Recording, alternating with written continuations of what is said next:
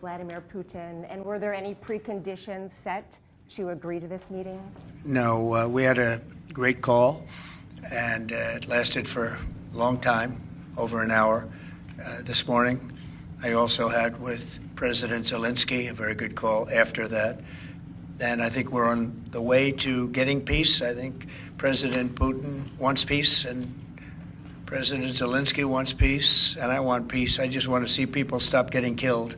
We're very far away from that particular war, but that's a vicious war. Probably 1.5 million soldiers killed in a short period of time. I've never seen anything. I have pictures that are, you wouldn't believe it. You wouldn't believe what you have to look at. Young, beautiful soldiers that are just being decimated. And it would be nice to end it immediately. But we had a very good talk with, people didn't really know what President Putin's thoughts were, but I think I can say with great confidence he wants to see it ended also. That's good. And we're going to work toward getting it ended and as fast as possible. It's a horrible situation going over. It's flat land. And the bullet goes off, and the only thing it can hit is a body, a human body, a young human body. And they're losing just tremendous numbers of mostly soldiers. Just the cities and towns have been largely demolished. It's a shame what's happened to that country. It would have never happened if I were president. That I can tell you. Would have never happened. It's to look at that. And October 7th would have never happened either, by the way, the Middle East. But we'll get it. I think we'll get it. We'll get something done. We're going to be meeting.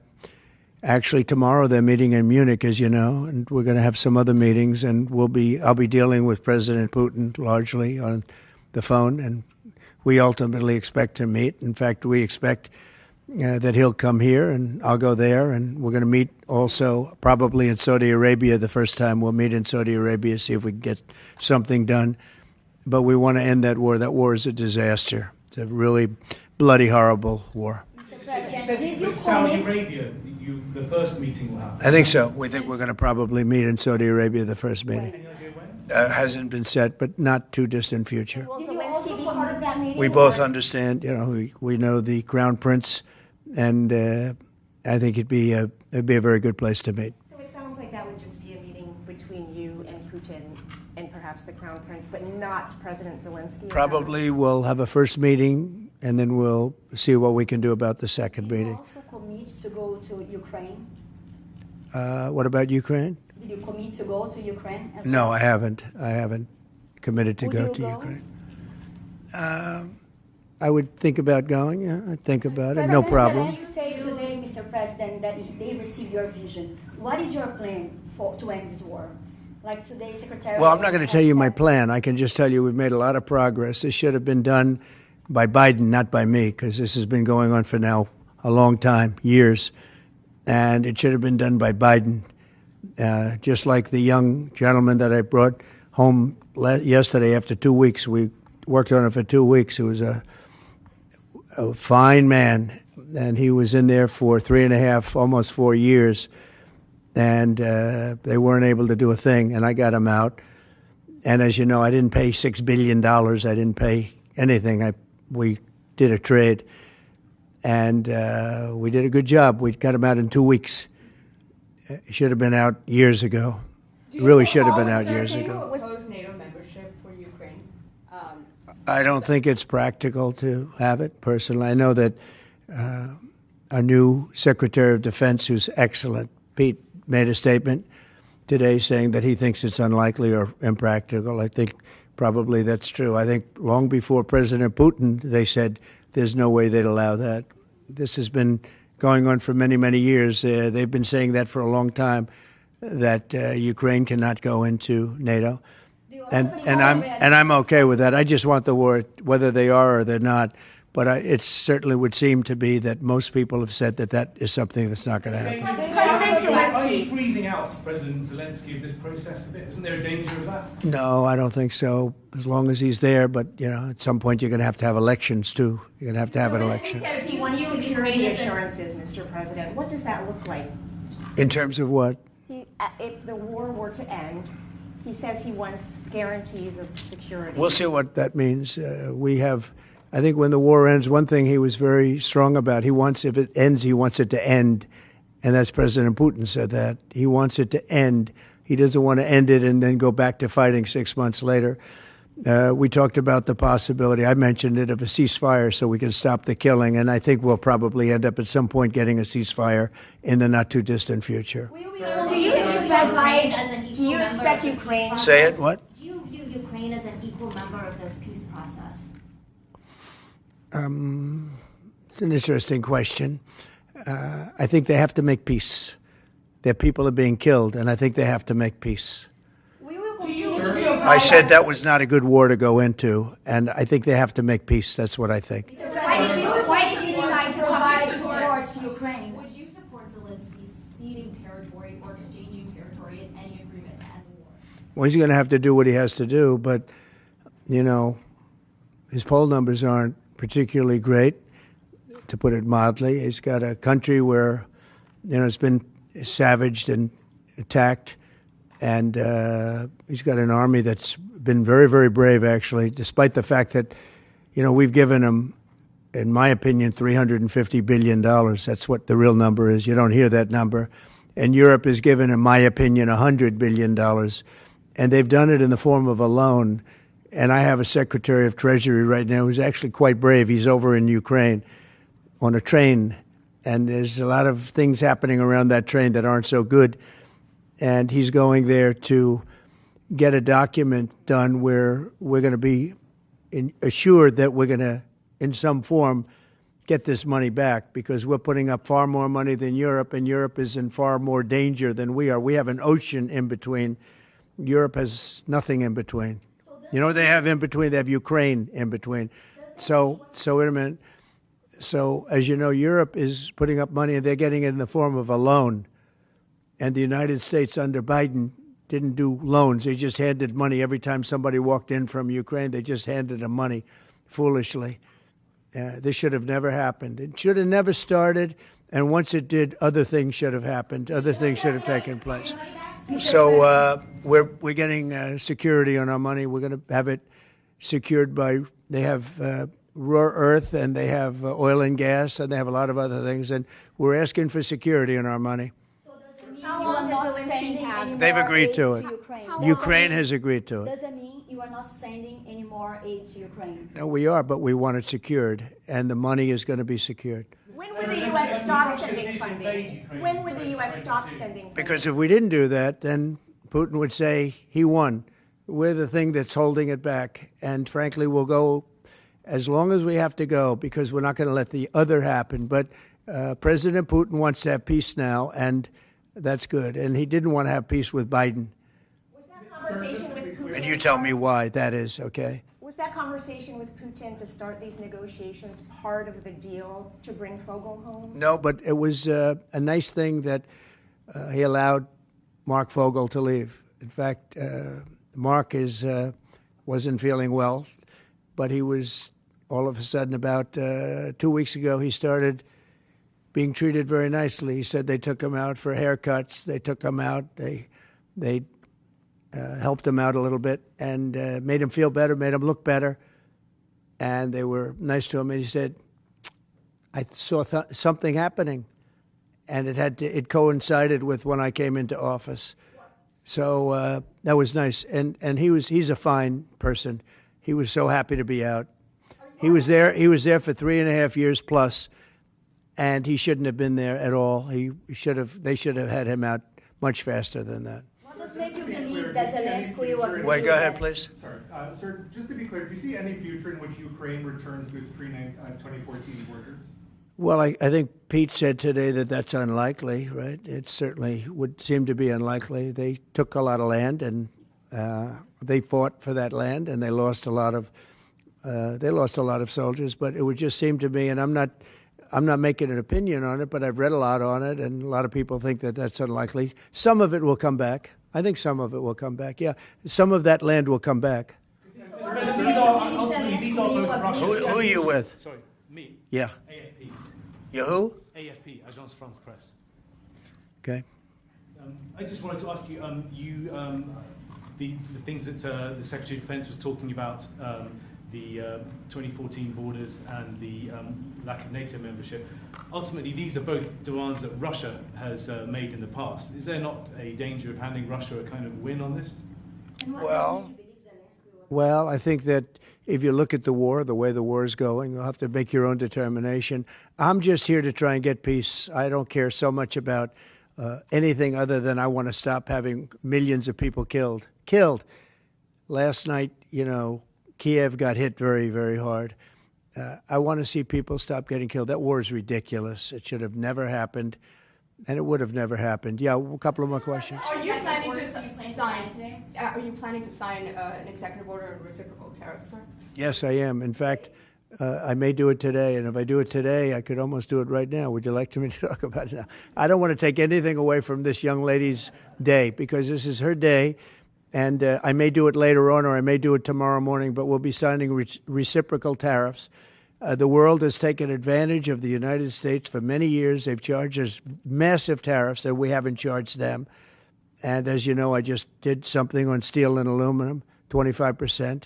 That'll go up at some point, but 25%, which will level the playing field quite a bit. I did it previously 50%, and Obama was very weak, and Biden was even weaker on steel. The steel was just absolutely, it really started with Obama. The world really took advantage of us, and then that morphed into Biden. And what they did was he was so worried about trying to attack his political opponent that he didn't know what he was doing with respect to countries taking advantage. He should have looked at the countries, both friend and foe, taking advantage of us. So we're going to be doing reciprocal tariffs, which is whatever they charge, we charge, very simply. But we're going to be... Considering exemption, talk about widespread fraud and abuse. Oh, yeah, tremendous fraud.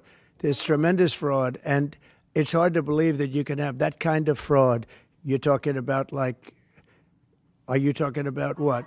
Wait. Which are you talking? You're talking about with regard to all of the investigations that are going on about this stupidity. What we're going to do is tomorrow I'm having a news conference. I'm going to read to you some of the names that hundreds of millions and even billions of dollars have been given to. And if you tell me that we should be giving money to those things, those entities, I think you'll probably have to leave as a reporter because you're not very talented. When you look at the kind of money, billions and billions of dollars being thrown away illegally, and there's no chance. I mean, I say it in front of our Attorney General, there's no chance that there's not kickbacks or something going on. When you give millions and millions of dollars to somebody that stands to look at something for 15 minutes and walks away with millions of dollars, that money's coming back in some form. And that's only one form of corruption. The biggest thing is what they do to our country. They're taking massive amounts of money and spending it on items. I went through a list of 200 expenditures that were made, and I found 3 that looked like they were reasonable. Okay, 3. And we'll be talking about that tomorrow. We have a lot of stuff. And I want to commend Elon because he's done he doesn't need this. He's abused by you people every day. He's found more things than anybody could find. I think he's got the credibility to do it. I know he does. And it's his group of people. They started off with 12. I call them 12 geniuses. They started off with 12, and they went to 20 and 25, and now they're up to almost 100. People are joining to help them because there's a massive fraud that's taken place. And then you have judges that are activists, and they sit there and they say, as an example, $59 million going to a little small group in New York City. You get nothing going to North Carolina to help nothing. They say, we don't have any money because they've given it away on the border. But you have nothing. What they did to North Carolina is a shame. And then they sent $59 million to New York City for a hotel for a little bit of nothing. What they've done, a hotel that was not luxury, that's getting luxury rates for migrants, where they're making a fortune, and we catch them. But a judge says, well, even though it may be a fraud, you have to send the money in anyway. Send the money. I said, wait a minute. We have money that shouldn't go because we caught it before it was sent out, but they want the money to go anyway. And I think you're going to have a lot of things to look at, Pam. I really do. What's going on with this whole thing? And this is just one group. We haven't talked about Department of Education. We haven't talked about the military. We haven't talked about a lot of things that are very big. And what's happened is, as an example, you'll have cases where you have a 3-month contract, and maybe the guy that signs the contract leaves. Maybe he gets rich. All of a sudden he leaves for that reason. But you have a 3-month contract, and maybe he leaves. So the contract is sitting there, and the people signing the checks don't know it's 3 months, and it goes on for years. The 3 months turns out to be 3 years, 5 years, 10 years, just goes on forever. And the guy on the other side of the contract just keeps getting check after check after check, because Elon had an expression yesterday, because nobody cares. It's a great expression. Nobody cares. The guy that signed the contract didn't care. Maybe there, may not be there, maybe crooked, who knows. But you have to care. Otherwise, you can't really run a thing like that, or you can't run a country, really, because there's so many transactions, thousands and thousands of transactions. And if you don't have people that care, you're going to lose control. And that's what's happened. And we've caught it. Now, what we caught is billions and billions of dollars, but it's a tiny fraction of the real number, because you can never catch the real number, because people have gotten away with tremendous amounts of money. But I said we have to make our government smaller, more efficient, more effective, and a lot less expensive. And we could find $1 trillion, but we're being hindered by courts where they file in certain courts where it's very hard to win, and a judge will stop us, and a judge will say that it doesn't make any difference what you find. You just keep paying the money. That's a hell of a way to be. And I follow the courts. I have to follow the law. All it means is that we appeal. But that gives people time to cover their tracks. And that's what they do. So it's a very bad thing that's taking place. But hopefully the courts will be fair. They don't have to be very fair. They just have to be a little bit fair, because this is so egregious what's taken place. Nobody's ever seen anything like it. Nobody's seen numbers like this. These are massive numbers. $9 million for somebody to go and stand in a store and see how people shop. Okay? I mean, you take a look at these things. It's a disgrace. And then you have a country that we want to make America great again. It's very hard to make America great again when you have things like this. And you're going to see the same thing. Department of Education is going to be a disaster. The military, I mean, I see it. Look, I came in, they had a contract done, as you know, for $5.7 billion for airplanes. It was Air Force One with Boeing. 5.7, I got it down to $4 billion, little less than that, 1 penny less than that. $3,999,999 and 99 cents. I said, has to have a 3 in front of it, because I wouldn't sign the contract for $5.7 billion. I was able to cut $1.7 billion off the price. And it didn't take me long. $1.7 billion. If people would care, they'd be able to do that with every single contract that's put before them. And we wouldn't have deficits, would have nothing but a tremendously low-taxed, wonderful country. But they have to care. And speaking of that, you know, Boeing, we're not happy with the service we're getting in terms of those planes. They would like to get more money. We're not happy about that whole thing. We signed a very strong contract. I signed a guaranteed maximum contract, which they haven't seen in a long time. And they're saying they're getting hurt by it. But they have to produce the product, and we expect them to produce the product. They have to produce the product. They agreed to build planes at a certain price. They're not used to that. They're used to having time and material contracts, where it's whatever it costs, time and material, no dates, no anything, and it ends up costing 5 times more. You look at some of the ships that have been built. Take a look at the Gerald Ford, the aircraft carrier, the Ford. It was supposed to cost $3 billion. It ends up costing like $18 billion. And they make, of course, all electric catapults, which don't work. And they have all magnetic elevators. They lift up 25 planes at a time, 20 planes at a time. And instead of using hydraulic, like on tractors that can handle anything from hurricanes to lightning to anything. They use magnets. It's a new theory. Magnets are going to lift the planes up, and it doesn't work. And they had billions and billions of dollars of cost overruns. I met the architect. I said, have you designed a ship before? This is one of the biggest ships in the world. It's like landing at LaGuardia Airport. But you look at the kind of waste, fraud, and abuse that this country is going through, and we have to straighten it out. We have great people going into the military in terms of we need ships, we need a lot of things. We have great people we have business people going in. But when you look at what's happened to our purchasing, and when you look at the USAID, when you look at the things that they're giving to them, the billions of dollars that they're giving to, and it doesn't make sense. It is interesting that when you're looking for fraud, you look at items, hundreds of items, and you'll find one or two, maybe, if you're lucky.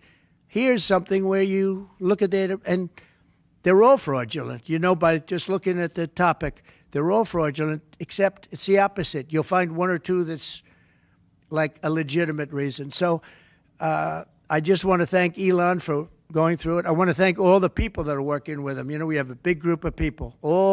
I think the lowest IQ is about 160. That's very high. I think you have a couple of 182s in there, but they're doing a fantastic job. He doesn't need it, and they don't need it, but we're showing things, and it's going to be it's a big. People have no idea how important it is. Yeah. So how soon do you want the Department of Education to be closed? Oh, I'd like it to be closed immediately. Look, the Department of Education's a big con job. We're ranked, so they rank the top 40 countries in the world. We're ranked number 40th. But we're ranked number 1 in one department, costs per pupil.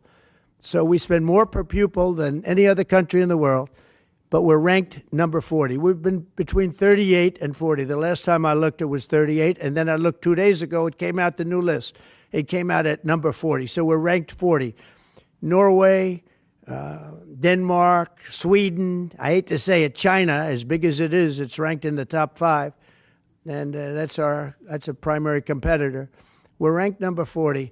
So if we're ranked number 40, that means something's really wrong, right? And I say send it back to Iowa, to Idaho, to Colorado. Send it back to places that, and there are a lot of Indiana.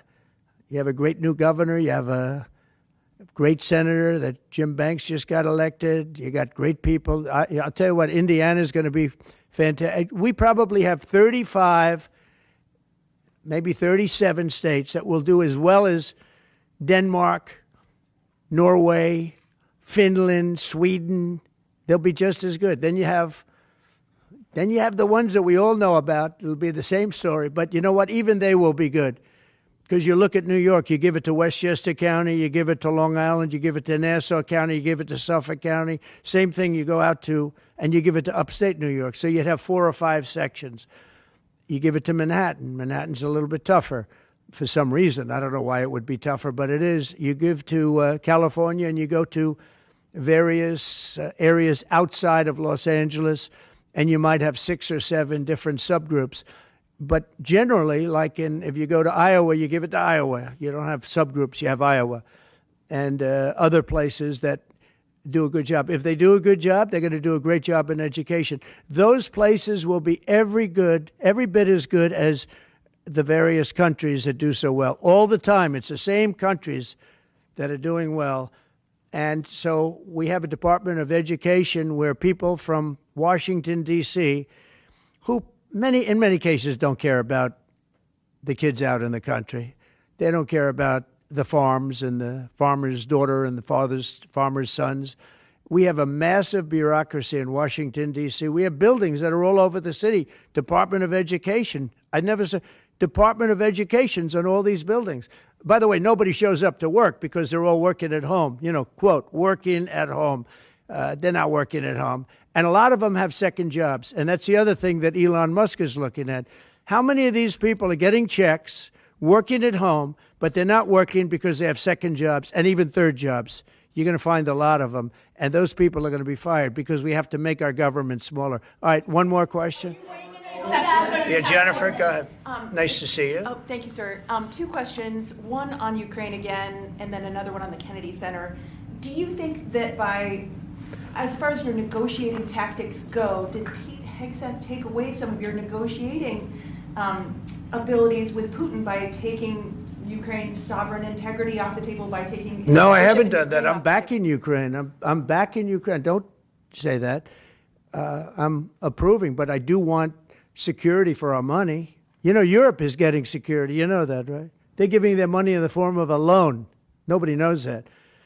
And why are we at $350 billion and Europe, which doesn't separate with an ocean like we do, we have a little thing called an ocean in between. Why is it that Europe is paying $200 billion less than us to help Ukraine? Very similar size. If you add up all the European countries, it's a little bit smaller than the U.S. in terms of the economy. Why is it that they're not paying the kind of numbers that they should be paying? And then on top of it, and I've been saying this to Biden, I told Biden, I said, you ought to be asking for either a loan or some kind of a security, like their oil and gas or something for the money, because you're putting up much more money than Europe, and you have no security. Europe's putting up a much smaller amount, and it's in the form of a loan, because we have people that were incompetent in the last administration, grossly incompetent, and we're changing it. But we change it, and all we do is we get hit by lawsuits from the radical left all the time. But here we are. We stand, and I guess we've done okay. Thank you very much, everybody. Thank you. Thank you.